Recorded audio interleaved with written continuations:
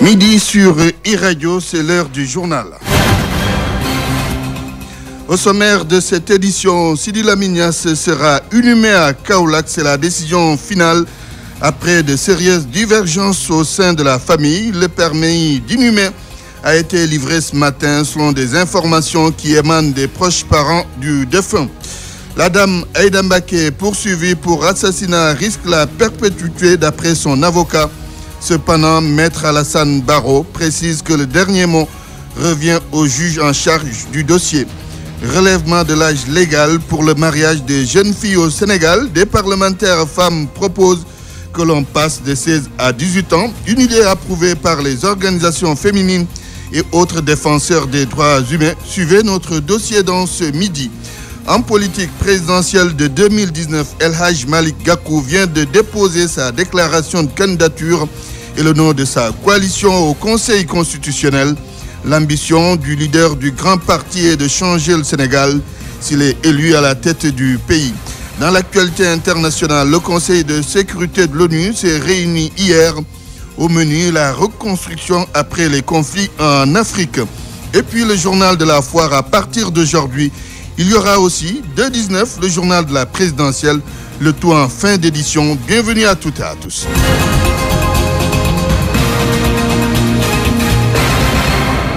Mesdames, Messieurs, bonjour. Au micro, Antoine Diouf. Aux dernières nouvelles, l'on apprend que le permis d'inhumer a été changé. C'est à Kaolack que l'enterrement de Sidi Lamine Niasse se fera.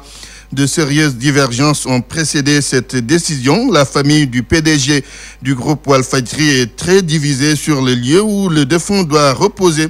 De toutes les façons, Léona Niassène prépare l'inhumation de son fils décédé mardi dernier. Une ambiance pas très habituelle dans cette cité religieuse. Ambiance de deuil sur fond de contradiction, bien sûr.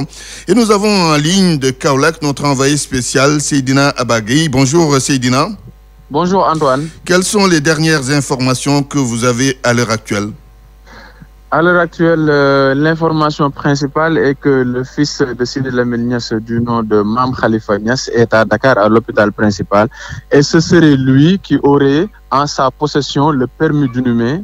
Et d'après la famille du porte-parole de Léona Niassène, Sidi Lamine Niasse sera inhumé à Léona Niassène dans la grande mosquée, dans le mausolée du défunt Khalif Cheikh Ibrahima Niasse, le vendredi après la prière. Ce sont les dernières informations que l'on a reçues ici. Tout de suite, le porte-parole de la famille de Léona Niassène est arrivé au domicile du Khalif, qui se trouve en face de la grande mosquée, et nous attendons une déclaration à sa sortie. Et probablement, il va apporter des éclaircissements supplémentaires par rapport à cette situation qui demeure ambiguë. Seydina Abagui, merci. Nous reviendrons sur tout cela tout au long de cette journée. En tout cas, tous ceux qui s'étaient déplacés ce matin à l'hôpital principal espérant assister à la levée de corps de Sidi Lamine Niasse ont dû quitter rapidement les lieux. Il n'y avait aucune information précise à leur livrer. Mais Mohamed Kandji, vous êtes sur place. Est-ce qu'il y a du nouveau? Aucune évolution, Antoine, pour le moment. Le doute s'installe davantage. Est-ce que la dépouille mortelle est encore à la morgue? Difficile d'y apporter une réponse pour le moment. Ce qui est sûr, Antoine, c'est que certains membres de la famille qui étaient venus avec Abdourahmane Kamara ont été très en colère, puis ont décidé de rentrer chez eux à Sacré-Cœur. Lorsqu'on a demandé à l'ami du défunt pourquoi ils ont décidé de retourner à la maison mortuaire, sa réponse était courte et ferme. Je ne le dirai pas, point. Mais selon une source, il n'y aura pas finalement de levée du corps. Une décision sera prise dans les prochaines heures pour voir où il sera inhumé finalement. On voit aussi, Antoine, une forte mobilisation des forces de l'ordre qui veillent au grain sur tout le périmètre. C'est difficile, il est très difficile, impossible même d'accéder à la morgue. Mohamed Kandji, merci. Dans cette affaire, l'État a tout simplement affiché la neutralité, sa neutralité donc. Midi, 6 minutes, vous suivez le journal sur e-radio. Vous écoutez e-radio sur la 90.3 FM Dakar. La justice n'a encore rien décidé au sujet de la dame Aïda Mbacké poursuivie pour l'assassinat de son époux.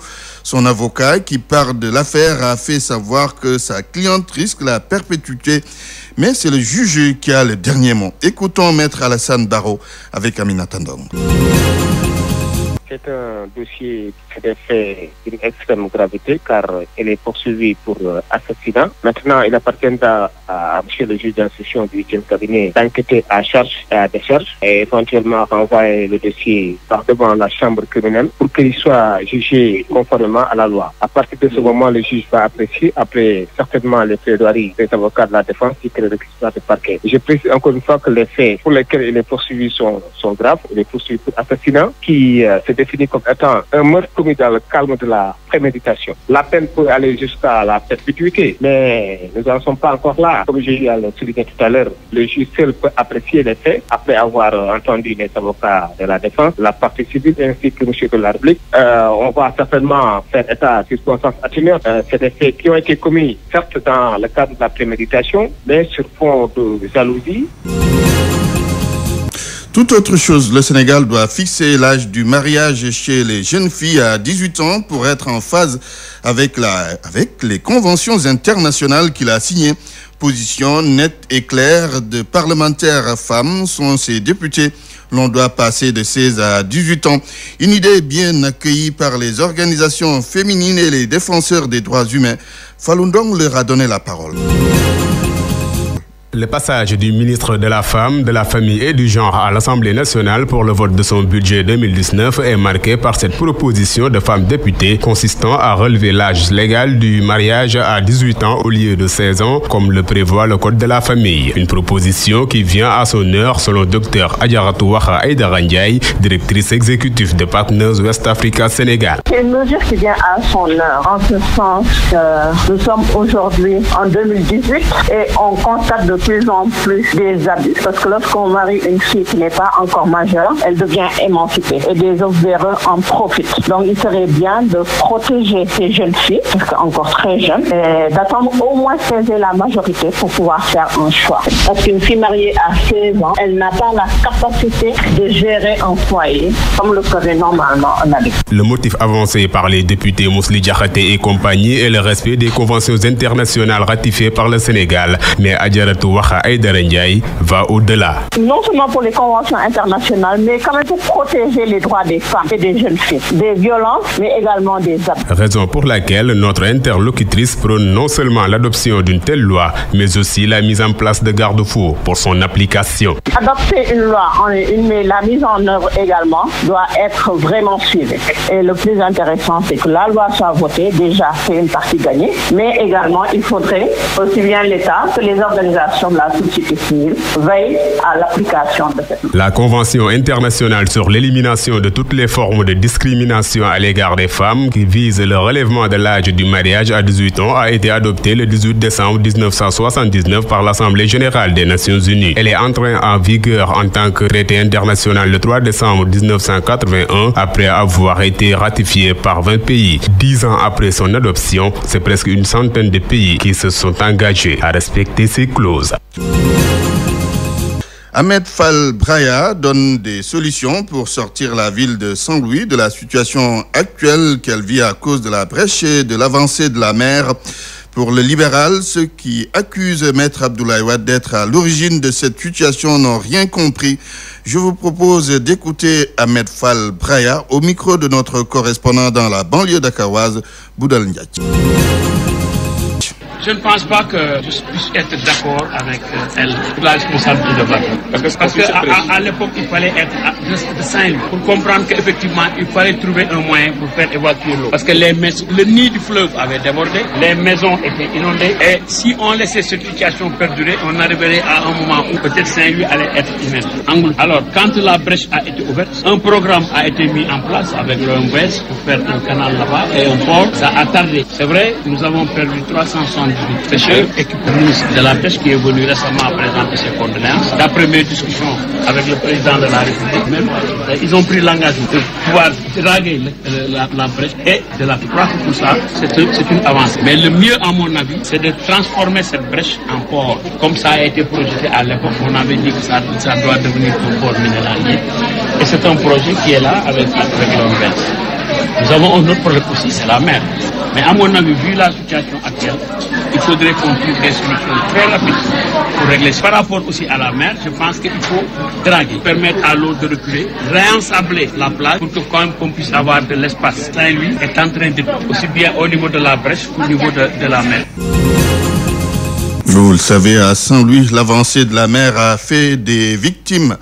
Dégâts humains et matériels, bien sûr. 25 000 taxis roulent à Dakar. C'est le ministre des Transports terrestres qui l'a noté pour le déplorer. Les usagers sont aussi d'accord avec Abdoulaye Daouda Diallo qui déclare qu'il y a plus de taxis à Dakar qu'à Paris.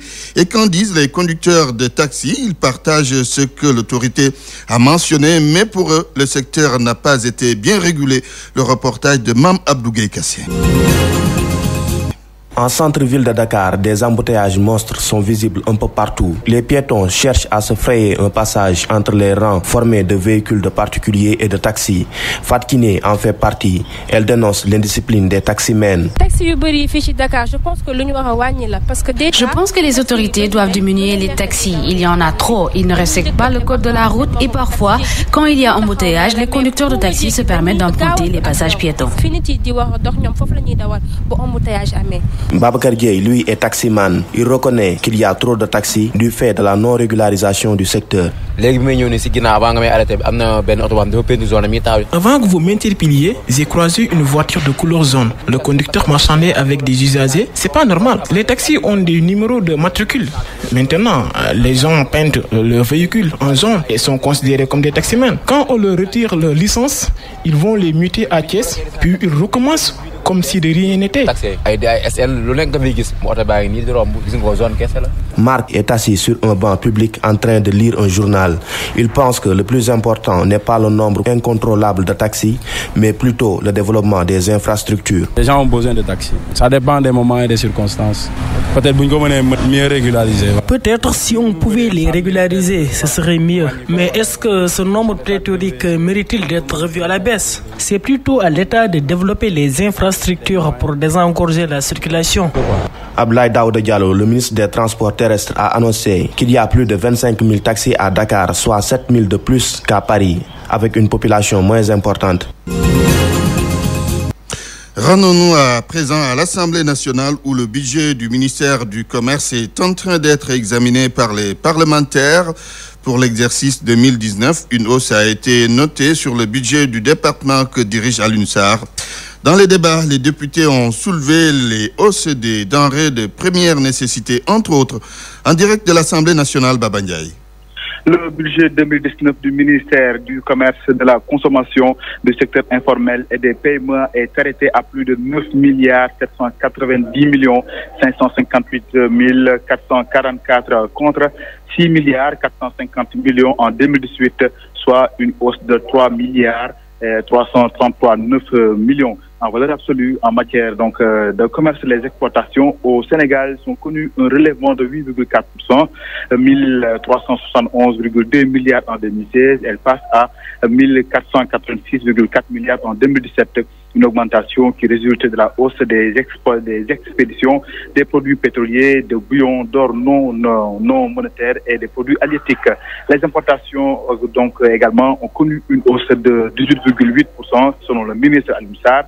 La balance commerciale du Sénégal est excédentaire et de 75,3 milliards en 2017 contre 110,4 milliards en 2016. Au titre de réalisation et perspective, le ministre indique les orientations de politique et des stratégies nationales de développement traduites en axe dans la lettre de politique sectorielle du développement. Il est prévu également l'adoption du projet de loi sur le prix et les pratiques commerciales et sa mise en œuvre en 2019. Il s'est prononcé sur le prix du riz, de la farine, du pain, du gaz, de l'huile, entre autres. Les parlementaires souhaitent également que l'ouverture officielle de la commercialisation de l'arachide soit fixée à chaque 1er novembre et non à chaque 1er décembre. Les députés députés veulent également que des dispositions soient prises pour l'organisation du commerce intérieur. La ministre Aliou Sall est également interpellée sur l'audience qu'a accordé le chef de l'État Macky Sall à l'UNACOIS sur un cas de fraude de l'huile au niveau de l'huile décelée de l'huile importée. Les préoccupations relatives également au bouillon concernant Auchan, les parlementaires ont évité. Le ministre a décliné les mesures envisagées pour l'accompagnement de nos commerçants, Antoine. Merci à vous, Baba Ndiaye. Midi 15 minutes, vous suivez le journal. E-Radio, les infos d'ici et d'ailleurs. La présidentielle de 2019, c'est pour bientôt. Les candidats déclarés n'ont plus de temps à perdre. Et après le président sortant Macky Sall, c'est au tour d'El Hadj Malick Gakou du Grand Parti de déposer ce matin sa déclaration de candidature au greffe du Conseil constitutionnel. Sa candidature sera portée par la coalition dénommée Coalition de l'Espoir, Soukali Sénégal. Il promet de changer le pays s'il est élu. El Hadj Malick Gakou.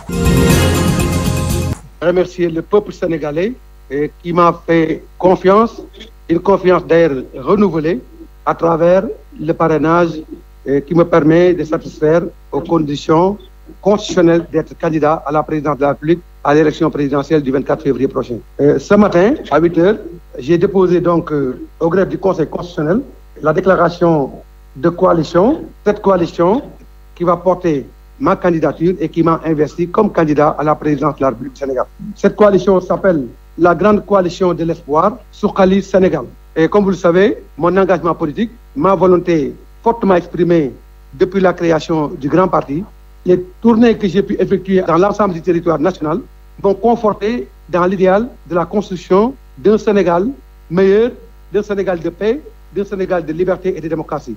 C'est la raison pour laquelle je remercie encore une fois les Sénégalais et les Sénégalais qui ont porté leur confiance sur ma personne et je ne ménagerai aucun effort pour continuer à servir le pays, le Sénégal et tout faire pour, comme je l'ai toujours indiqué, remettre le Sénégal entre les mains des Sénégalais. Puisque je l'ai toujours dit, nous savons parfaitement que le plan Sénégal émergent a fini de vendre le Sénégal aux étrangers et cela est inadmissible et inacceptable pour nous. C'est la raison pour laquelle nous allons remettre les choses à l'endroit et par la grâce de Dieu et la volonté du peuple sénégalais, au soir du 24 février, avec le triomphe de l'idéal que nous portons pour le Sénégal, nous allons changer la trajectoire et le destin de notre pays. La candidature d'El Hadj Malick Gakou donc qui sera portée ou qui est portée par la Grande Coalition de l'Espoir à Soukali Sénégal. Littérature dans ce midi avec une robe noire qui s'est faite aussi l'avocate de la lecture. Il s'agit de la jeune maître Nafissatou Tine, ex-avocate au barreau de Bruxelles. La fille du droit de l'homme, Alioune Tine, est rentrée il y a quelques années au Sénégal pour tenir une plateforme de services juridiques en ligne. En même temps, elle anime un groupe Facebook dénommé les Dimanches littéraires qui revendique 15 000 membres. C'est devenu un rendez-vous qui reçoit les grands noms du livre comme Fatou Diom. Son portrait est signé Ousmane Gueye. Avocate comme tous ses confrères, Maître Nafissatou Tine est toujours plongée dans ses dossiers. Et quand elle s'échappe du bureau, c'est pour se perdre dans la lecture. Lorsque je lis, je partage des extraits qui touchent les Africains, qui parlent aux Africains. Par exemple, dans mes lectures, notamment, je vais citer une écrivaine qui est très connue, Fatou Diom, qui écrit beaucoup sur l'Afrique, sur les réalités africaines. Fatou Diom est une personne qui est sans voile, qui est très directe, qui parle des réalités sans phare et qui restitue très bien la situation des immigrés là-bas. Dans mes lectures, j'essaie aussi de conscientiser les jeunes sur les réalités de l'Europe, les réalités de l'Afrique. Au fil du temps, l'exercice montant en puissance, cette titulaire d'un bac L obtenu en 2004 décide d'en faire un rendez-vous. On a invité dernièrement, pour citer à titre d'exemple, Ken Bougoul notamment, on a eu Fatou Diom qui est venu, on a eu Pape Samba Kane qui est venu nous parler de Tirdel, de son dernier ouvrage. On va avoir également prochainement Felwine Sarr qui va venir nous parler de ses ouvrages également. C'est des rencontres pour l'instant, mais ça devient vraiment ce que ses membres souhaitent. Donc si vous souhaitez d'autres choses, vos suggestions sont les bienvenues, vraiment. Avocate au barreau de Bruxelles, où elle a exercé entre 2011 et 2016, avocate des lettres, donc aussi la fille du directeur d'Amnesty pour l'Afrique de l'Ouest et du Centre, tient désormais une plateforme de services juridiques en ligne en s'éloignant des tribunaux. L'actualité internationale sur e-Radio. Bonjour Bokar Alpha Khan. Une réunion du Conseil de sécurité sur la reconstruction, la paix, la sécurité et la stabilité après le conflit s'est tenue hier en présence du secrétaire général de l'ONU, du président ivoirien et du président de la Commission de l'Union africaine. Oui, le Conseil de sécurité a tenu donc ce débat sur la reconstruction après les conflits, ce qui constitue d'ailleurs un problème en Afrique. Le président ivoirien Alassane Ouattara, dont le pays préside le Conseil de sécurité en décembre, a partagé son expérience après la crise qui a secoué la Côte d'Ivoire. Le développement économique est au cœur de la stratégie mise en œuvre dans son pays. Écoutons Alassane Ouattara. Cette situation aurait pu compromettre le retour du pays à la paix et à la stabilité durable si des mesures urgentes et une stratégie globale de reconstruction et de développement n'avaient pas été mises en œuvre dès la fin des affrontements. La relance rapide de notre économie a donné au gouvernement les leviers lui permettant non seulement de répondre aux urgences sociales et sécuritaires des populations, mais aussi de travailler au développement du pays sur le long terme. Le secrétaire général de l'ONU s'est aussi montré favorable à des approches plus inclusives en soulignant que les activités de paix et de développement soient prises en main, dirigées et menées par les acteurs nationaux et locaux. Selon Antonio Guterres, secrétaire général des Nations Unies, il faut mobiliser les citoyens en premier lieu ainsi que le secteur privé. La paix ne peut être pérenne sans développement et une paix durable est indispensable à la préservation des acquis du développement. Nous devons nous efforcer en priorité à répondre aux besoins du pays hôte et à mobiliser autour de ces besoins l'ensemble du système des Nations Unies, toutes les opérations de paix, tous les acteurs humanitaires et du développement. C'est là un des éléments fondamentaux des réformes que j'ai engagées. Trop souvent, hélas, les pays qui ont connu des crises peuvent parfois basculer encore dans la violence si un programme de développement inclusif n'est pas bien mené.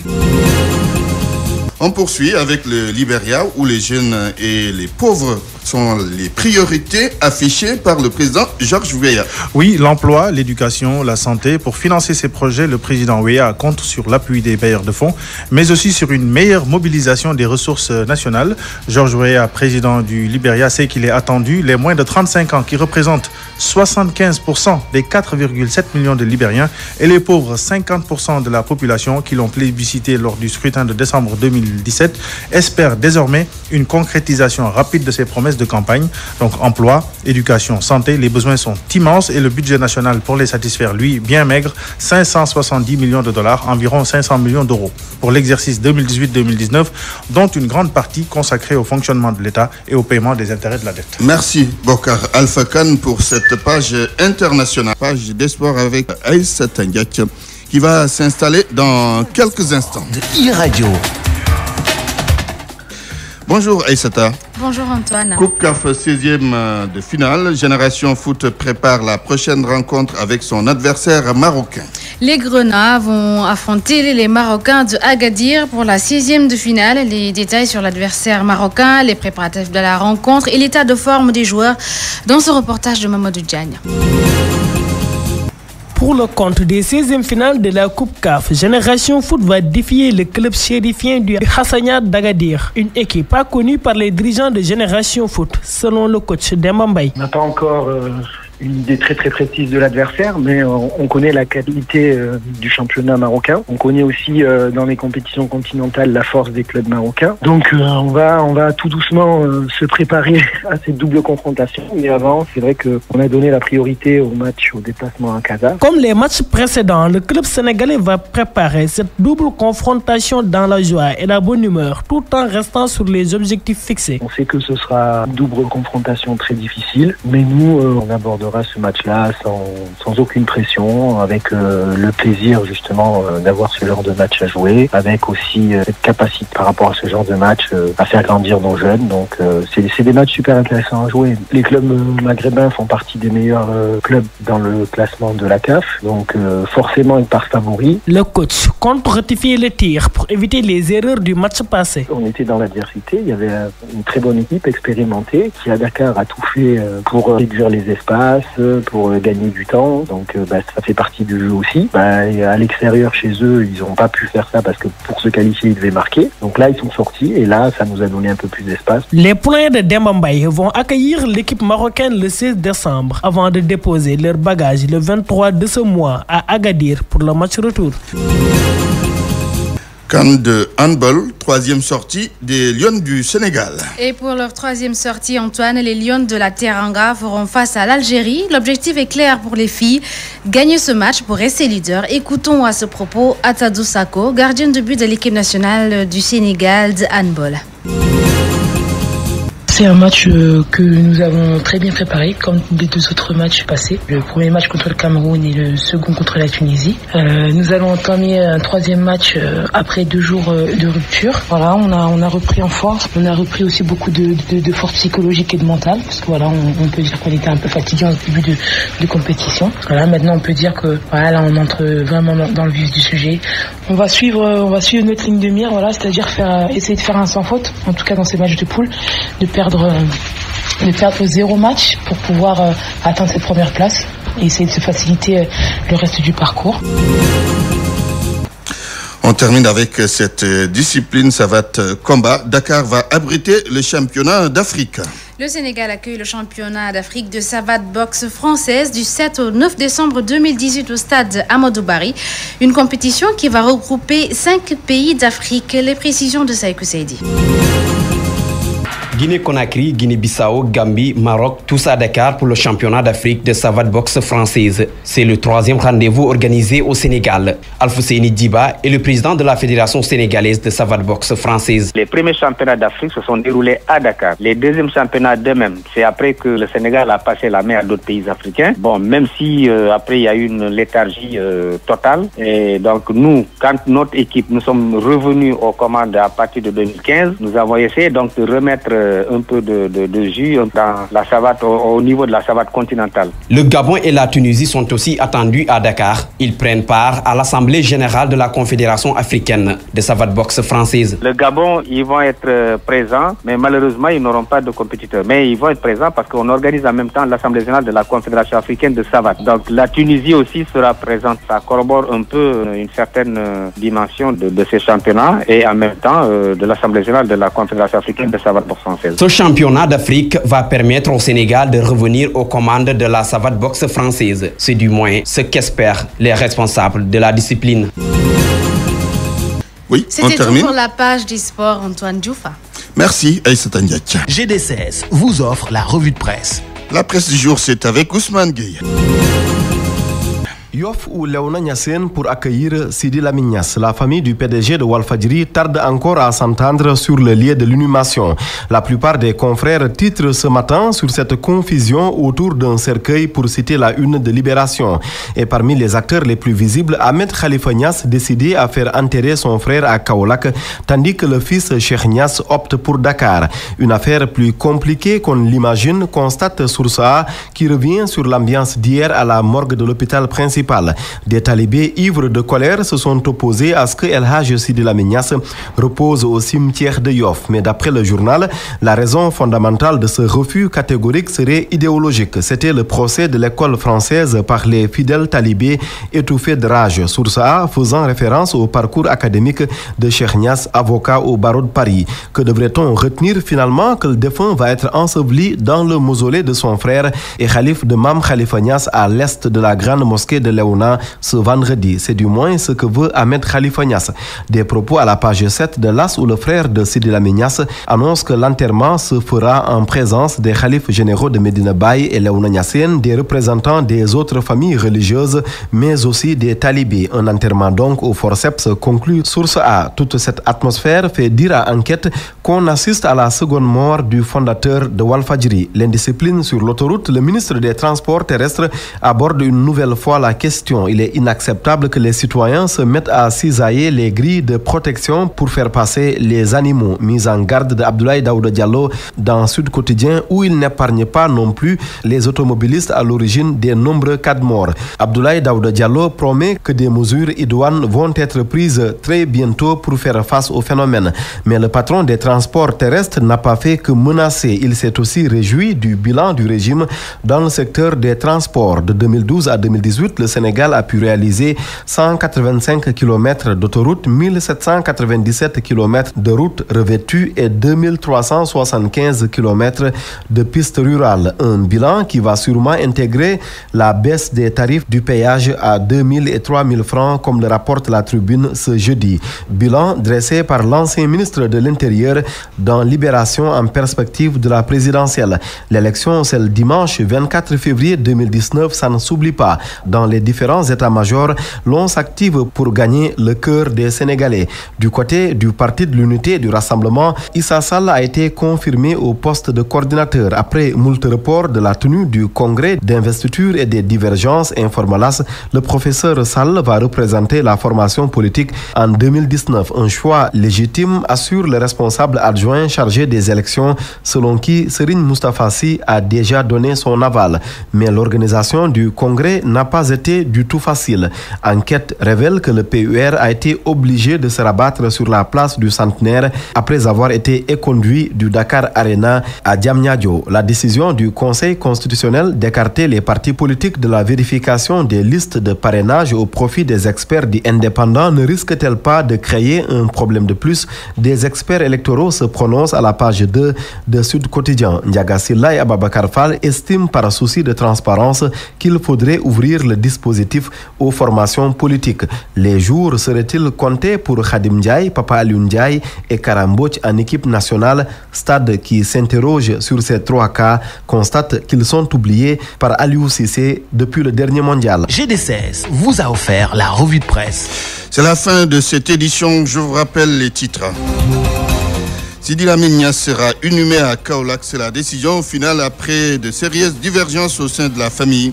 Le permis d'inhumer a été livré ce matin selon des informations qui émanent des proches parents du défunt. La dame Aïda Mbaké, poursuivie pour assassinat, risque la perpétuité d'après son avocat. Cependant, Maître Aboubakri Barro, c'est bien cela, précise que le dernier mot revient au juge en charge du dossier. Relèvement de l'âge légal pour le mariage des jeunes filles au Sénégal. Des parlementaires femmes proposent que l'on passe de 16 à 18 ans.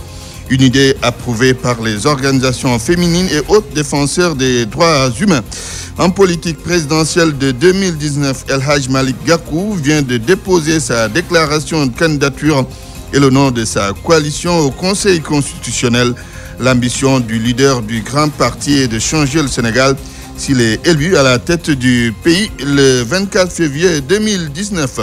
Journal présenté par Antoine Diouf, à la technique Alioune Diassé et Insensec. Suivez le journal de la foire avec Aminata Ndong. Il y aura également le journal de la présidentielle de 19 et Dialgati Khibar pour boucler tout de suite Salimto. 13h, rendez-vous avec Khalifa Diakhaté. Excellent après-midi à toutes et à tous et merci à Kolo.